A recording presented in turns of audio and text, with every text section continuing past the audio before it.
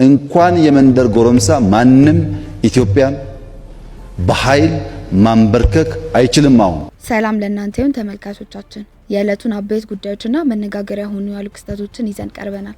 ቪዲዮን ከመጀመራችሁ በፊት ሰብስክራይብ፣ ላይክ፣ ሼር ያደረጋችሁ አብራችሁን ቆዩ። ያለውን ወቅታዊ መረጃ መሰረት በማድረግ በአማራ ፋኖና በመንግስት ኃይሎች መካከል በወሎ አካባቢ ያለው ሁኔታ እንደሚከተለው ተጠናክሮ ቀርቧል። በአሁን ሰዓት በወሎ ሰሜንና ደቡብ ወሎ ያለው ሁኔታ ውጥረት የነገሰበት ሲሆን በቅርቡ ከተፈራረመው አወዛጋቢ የሰላም ስምምነት ጋር በተያያዘ እና አሁንም በሚቀጥለው ግጭት ምክንያቶች ሁኔታዎች ተለዋዋጭ ናቸው። አወዛጋቢው የሰላም ስምምነትና የፋኖ ምላሽ። የመንግስት መግለጫ። ባለፉት ቀናት በሳምንቱ አጋማሽ የአማራ ክልል መንግስት ከአማራ ፋኖ ህዝባዊ ድርጅት ተወካይ ነኝ ካሉት ሻለቃ ማስረሻ ሰጤ ጋር የሰላም ስምምነት መፈራረሙን ገልጿል። ይህም በወሎና በሌሎች አካባቢዎች ግጭቶችን ለማስቆም ያለመ ነው ተብሏል። የፋኖ ማስተባበያ። ዋናው የአማራ ፋኖ ህዝባዊ ድርጅት ይህንን ስምምነት ሙሉ በሙሉ ውድቅ አድርጎታል። ድርጅቱ ባወጣው መግለጫ ሻለቃ ማስረሻ ሰጤ ከድርጅቱ የታገዱና ምንም አይነት ውክልና የሌላቸው ግለሰብ መሆናቸውን በመግለጽ ስምምነቱ የውሸትና የፖለቲካ ሴራ ነው ብሏል። ፋኖ ትግሉን አጠናክሮ እንደሚቀጥልም አሳውቋል። የሰሜን ወሎ የጦርነት ሁኔታ። ወልዲያና አካባቢው። በወልዲያ ዙሪያና በገጠር ቀበሌዎች አልፎ አልፎ ግጭቶች አሉ። በተለይም በከተማው መውጫና መግቢያ በሮች አካባቢ ከፍተኛ ጥበቃና ውጥረት አለ። ላሊበላና ዙሪያ። በሰሜን ወሎ በኩል ባሉ አንዳንድ ወረዳዎች ለምሳሌ ቡግና፣ ላስታና ራያ ቆቦ አካባቢዎች የፋኖ ኃይሎች እንቅስቃሴ እያደረጉ ሲሆን የመንግስት ኃይሎችን በአካባቢው ይንቀሳቀሳሉ። የድሮን ጥቃት። በቅርቡ በሰሜን ወሎ የተወሰኑ ቦታዎች ወልዲያና ሳንቃ አካባቢ የድሮን ጥቃቶች እንደነበሩና ንጹሃን ላይ ጉዳት መድረሱ ሪፖርቶች ያመለክታሉ። የደቡብ ወሎ ሁኔታ። በደቡብ ወሎ አምባሰልና ተኩለሽ አካባቢን ጨምሮ የፋኖ ኃይሎች ከመንግስት ወታደሮች ጋር ግጭት ውስጥ በመሆናቸው ተሰምቷል።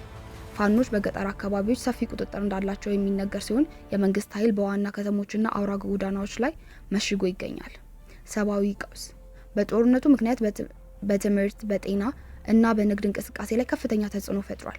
መንገዶች በመዘጋታቸው ወይም ስጋት ስላለባቸው የሸቀጣ ሸቀጦች ዋጋ ንረትና የህዝብ እንቅስቃሴ ገደብ በወሎ ነዋሪዎች ላይ ከባድ ጫና ፈጥሯል።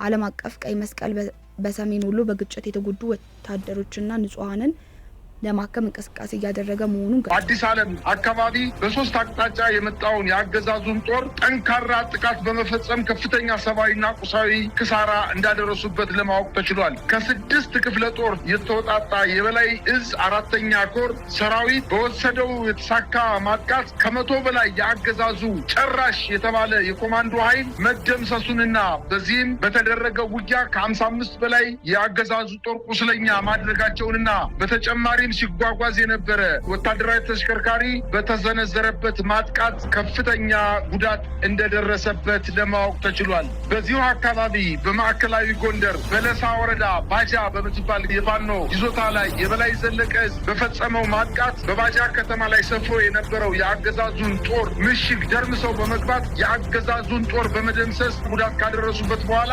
ከተማዋን መቆጣጠር መቻላቸውንና በተደረገው ውጊያም ከ35 በላይ የአገዛዙ ጦር መደምሰሱንና ቁጥሩ ያልታወቀ ቁስለኛ በኦራል መኪና ጭኖ ቅርብ ወደሆኑ የወታደራዊ ካምፖች መሸሽ መቻሉን ለማወቅ ተችሏል። ይህ በእንዲህ እንዳለ በትናንትናው ዕለትም እንዲሁ በአለፋ ወረዳ የሚገኘው የአገዛዙ ጦር ከሻውራና አጸደ ማርያም ማለትም ከአለፋ ወረዳ ዋና ከተማ ሻውራ እንዲሁም አጸደ ማርያም ተብላ ከምትጠቀሰው 2 ክፍለ ጦሮችን በመያዝ እንዲሁም ከሰሜን አቸፈር ወረዳ ሊበን ከተማለች ወረዳ ከተማ ሌላ 1 ክፍለ ጦር በማንቀሳቀስና ከቋራ ወረዳ ገለጎ ዋና ከተማ በመነሳት ከፋኖ ኃይሎች ጋር ይዞታን ለመንጠቅ ከፍተኛ እንቅስቃሴ ያደረገው የአገዛዙ ጦር በአድዋ ክፍለ ጦር በመልሶ ማጥቃት ከፍተኛ ጉዳት ደርሶበት ወደ ኋላ ማፈግፈግ መቻሉን ለማወቅ ተችሏል። ይህ በእንዲህ እንዳለ የአገዛዙ ጦር በምዕራብ ጎጃም ከባህር ዳር በቅርብ ርቀት የሚገኙ አፈሳና ናዳ ከሚባሉ ከተሞችን ለመቆጣጠር ከዲኮሎ አባይ ማለትም ከወተት አባይ ከተማና